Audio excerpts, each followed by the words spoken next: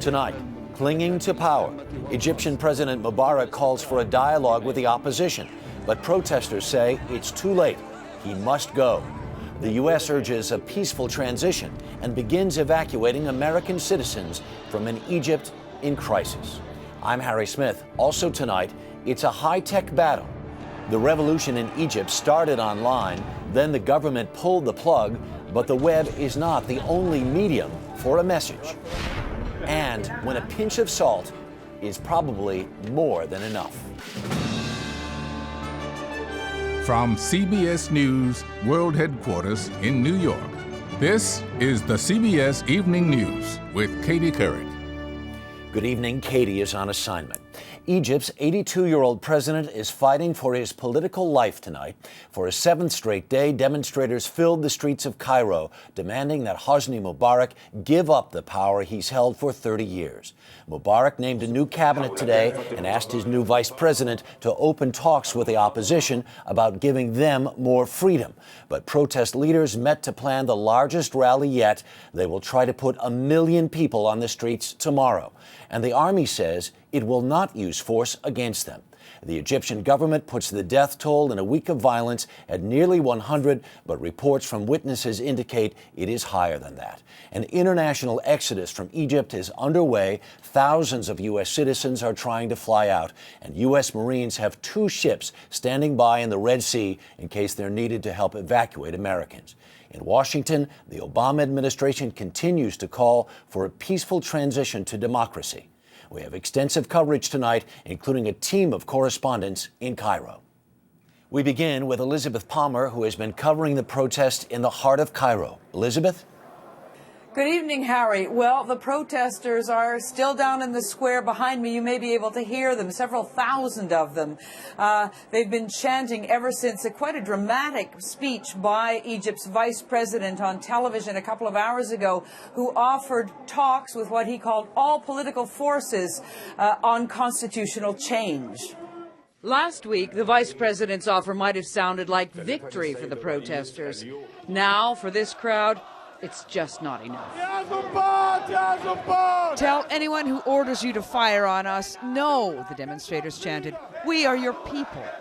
People who have found a voice and a place to call their own. Liberation Square has become, as one demonstrator called it, the moral heart of Egypt. He will be here until he gets out. The atmosphere is a mixture of jamboree, mass picnic, and religious festival. Everyone, right down to the very youngest, understands the goal.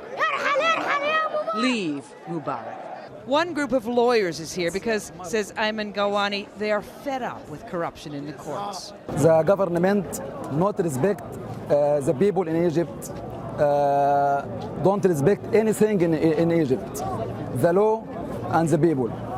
As dusk fell, it was clear the official curfew was going to be completely ignored. The people have declared this essentially a Mubarak-free zone. Ringed by the army, the police pushed back. This is the only place in Egypt where there's true freedom of expression. It's certainly not getting any coverage on state television, which broadcasts business-as-usual pictures of the president swearing in his reshuffled cabinet. But the new ministers are all Mubarak old guard. Unacceptable to angry Egyptians demanding a fresh start. One man who wants to offer just that is Mohammed El-Baradei, Egypt's bookish Nobel Prize-winning diplomat who fought his way into Tahrir Square over the weekend to address the crowd. Change is coming, he promised them. Baradei is at home on the world stage. As the longtime head of the International Atomic Energy Agency, he was a key figure in policing Iran's nuclear program. But after decades abroad, he probably doesn't have the grassroots support necessary to lead the country. His diplomatic skills, though, may make him ideal to smooth a political transition. A transition that tonight seems more likely than ever. Now, tomorrow morning, what's being billed as the Million Man March is supposed to take place here in Tahrir Square. And it looks to us as if the soldiers around the square have pulled back their tanks to actually make room for this tsunami of a crowd that's expected. The army reiterated once again today that it wasn't going to use violence on the protesters, so that may even encourage more people to come. Elizabeth, this is so interesting because here you have the army siding with the people in the street. Mubarak says he's not going anywhere. This is an enormous test of wills. Is there any way to predict how this is going to turn out? Well, Harry, this is brinksmanship of the highest order, and so far the government has blinked twice. It offered a cabinet reshuffle, and then tonight we've heard that they're offering constitutional talks. Each time there's been a concession, the protesters have picked up momentum. So I would say, the way it looks tonight, these demonstrators are holding the high cards. Elizabeth Palmer with us in Cairo tonight. Once again, thank you. At night, it gets even more dangerous in many parts of Cairo. Over the weekend, the police were nowhere to be found, forcing civilians to form their own patrols to protect property from looters. Today, officers were back on the streets, as Mark Strassman reports. For better or for worse, the only police force Cairo has went back to work today. Hosni Mubarak's state police. Since last Tuesday, when protesters began battling police in the streets, dozens have been killed. Police trucks torched, police stations looted. Then last Friday, the police disappeared. For 3 days, not one cop protected the city of 18 million people, twice the size of New York. Jailbreaks freed thousands of inmates. Gangs ran wild. It's widely believed some looters were police. Today, the police are back, but the fear is staying put. Last night, we found worried residents armed with bats and machetes had organized a militia with in-your-face checkpoints. They vowed to strike back against looters. People will die to go inside. Either we die or they die. We saw police today only on Cairo's west side, in neighborhoods like Dowie. But just 1 mile away, across the Nile, lies Liberation Square and thousands of protesters. Soldiers are here, but police seem invisible, apparently too provocative. So tonight, the checkpoints will stay up. President Mubarak today replaced the interior minister who oversees the state police. Not likely to mean much to people now demanding radical change. Harry? Mark, so the cops are back out on the streets again. What real difference does it make? During the day, Harry, very little difference because the days are relatively quiet. It's the nights where many neighborhoods in the city become scary places. So tonight's a real test for these state police. Can they reclaim some confidence of people who have thought up until now they simply can't trust the people who are paid to protect them? Harry? Mark Strassman, also in Cairo tonight. Thank you. It is a chaotic scene at Cairo's International Airport, jammed with foreigners trying to get out of the country, including thousands of Americans. Also part of our team in Cairo tonight is Chief Foreign Affairs Correspondent Lara Logan. Lara? As we flew into Cairo's International Airport tonight, Harry, we were struck by how deserted the capital looked from the air. This is a city that literally never stops, and those streets are normally packed with people and cars and bustling with activity. But tonight, because of the curfew, they looked virtually empty. It was a dramatically different scene earlier in the day as thousands of people jammed the roads leading to the airport, desperate to get out of the country. More than 1,000 Americans made it out on charter flights arranged by the U.S. Embassy, and another 1,000 are expected to leave tomorrow.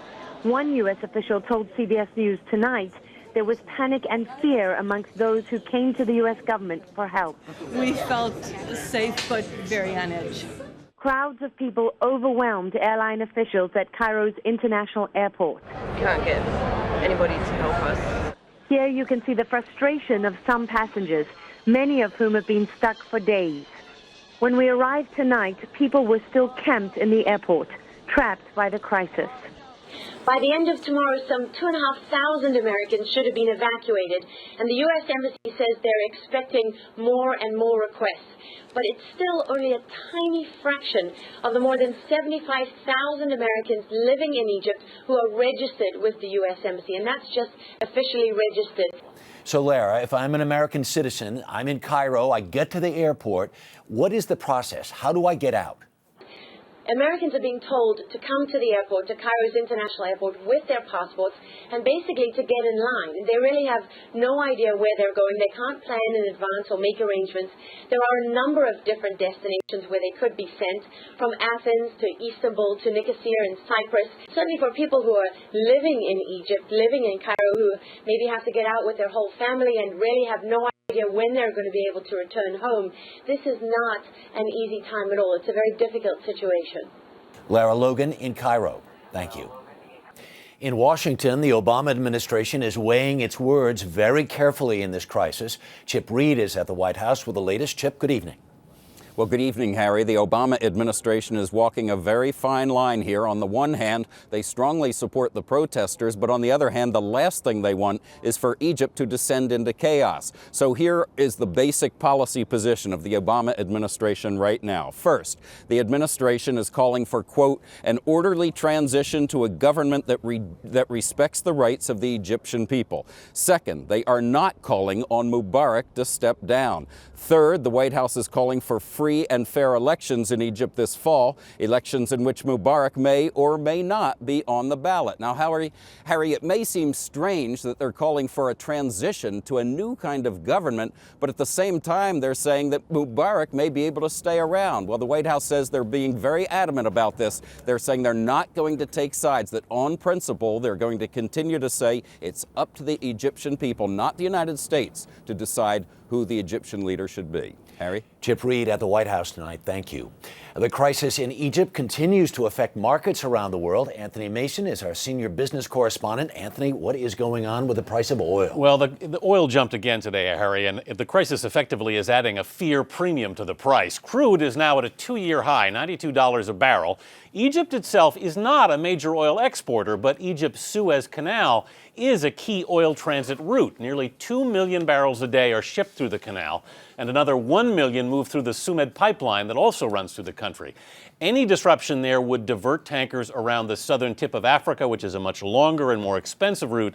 But at this point, most analysts think that's unlikely to happen. All right, I'll give you a hypothetical. What happens if this crisis continues and or if this crisis begins to spread? That's the contagion fear. If this goes beyond Tunisia and Egypt and spreads to the major oil producers in the Middle East, then it could certainly have an effect on the world's economy and on our economy.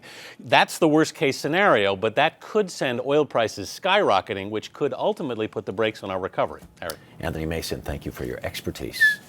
The crisis in Cairo is also a threat to some of Egypt's national treasures. Soldiers have arrested about 50 men caught trying to break into the National Museum. On Friday, looters damaged 2 mummies along with 75 ancient artifacts. Experts say the artifacts can be restored and soldiers will stay there to protect against another break-in. The uprising in Egypt began online. Still ahead, why the government's decision to pull the plug on the internet may have backfired. And the assault on salt. Chances are you are eating too much of it. New federal guidelines next.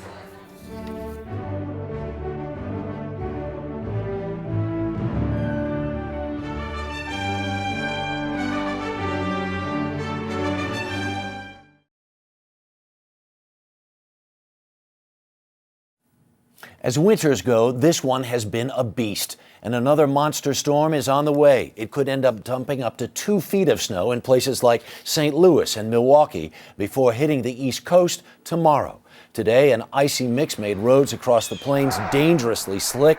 There are at least 200 weather-related crashes and at least 1 fatality. In the legal battle over President Obama's health care reform law, the score is now 2-2. A federal judge in Florida is the latest to weigh in, ruling today the law is unconstitutional because it forces people to buy insurance whether they want to or not. A judge in Virginia issued a similar ruling in December, but 2 other courts have upheld the insurance mandate. It seems quite certain this issue will have to be resolved by the Supreme Court. 2 out of 3 Americans are overweight or obese, an epidemic that is expected to send health care costs skyrocketing. Today, the federal government released new guidelines for a healthier diet.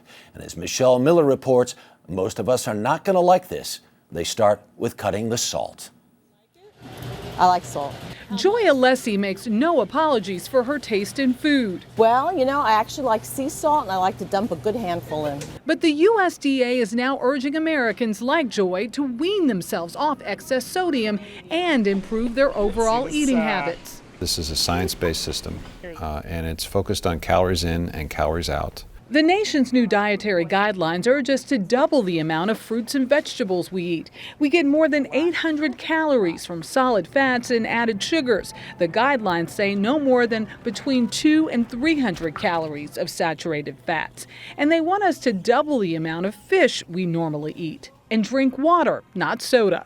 At 81, Edith Williams could be the guidelines' poster child. I never crave salt. I don't like a lot of salt. Really? Yeah. You're in the minority. Yeah. The main goal? Reducing sodium consumption for half the population. People age 51 and older, African Americans, those suffering from certain chronic diseases, and children should consume just 1,500 milligrams of sodium a day, or about half a teaspoon. Guidelines for the rest of us remain at 2,300 milligrams. We need to get the food industry on board. Nutritionist Lisa Young says the problem is the salt that's already in processed foods. And how many of us going to Super Bowl parties are going to eat 4 or 5 handfuls? So 3 handfuls of pretzels, and that's all your sodium for the entire day. I want my 15 chips. 3, 4, 13, 14, 15. No, I got one more. I think I could stick to this. Okay, good. Most of us can't. That's why the government is now pressuring food companies to cut the salt in their products or face regulation. Michelle Miller, CBS News, New York.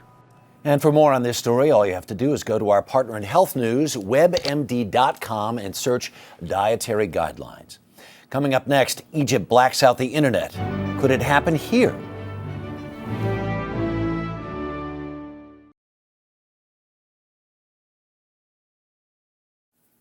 The uprising in Egypt is a quintessential 21st century event, born on Facebook and other social networking sites, which led the government to cut off internet service. Science and technology correspondent Daniel Seberg reports on this desperate effort to keep a lid on dissent. The blackout was a surprising move for a nation previously known for being open compared to other countries in the Mideast. I think what's unprecedented is the degree we've never seen such a connected country like Egypt be disconnected from the internet. Here's how it happened. In the United States, it's companies like Comcast or Time Warner that provide internet access. The Egyptian government told their internet service providers to shut down, causing Egypt to basically disappear off the internet map. Telecom Egypt went first, just after midnight Friday morning, and within 6 minutes, the 5 internet providers covering about 93% of the country went down and have not come back. Only 2 other countries have ever shut off so completely, Nepal in 2005 and Myanmar in 2007. It would have to be something pretty dramatic for the internet to be shut down here. But Congress is considering a bill to expand the president's authority. The legislation says that the president would have the power to declare a cyber emergency. And then the White House, along with the Department of Homeland Security, would have the power to take control of certain key portions of the internet. Holly Pickett lives in Cairo and says cutting off the online world may have backfired. When that happened and people realized that the internet had been shut off and the government had done this to them, this really angered people. But demonstrators also know that the internet can be a double-edged sword. Before the shutdown, this 26-page protest manual warned protesters not to circulate information on social networks for fear the government would be watching. All of that can be very easily exploited by dictators of the secret police. Now, people are able to get around the internet ban the old-fashioned way by using a landline to dial up a connection in another country, Harry. Daniel, I'm reading, though, that some cell phone service has been restored there. Yes, cell phones are back up, and actually Google is now offering a service that lets people turn a voicemail into an instant Twitter message. No internet required. So some interesting ways of trying to get around it. All right, Daniel Seberg, thanks so much. Coming up next, remembering a movie composer whose music stole the show.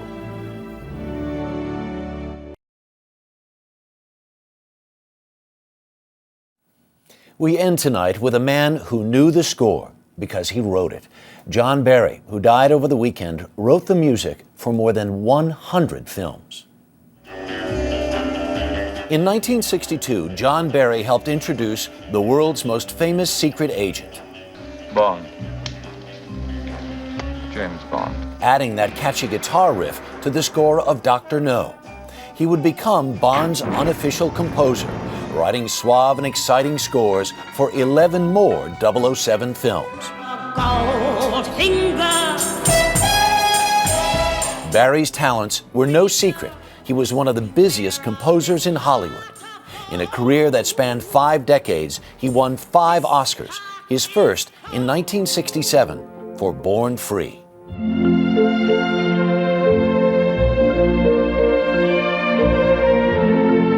Others followed for sweeping epics like Out of Africa,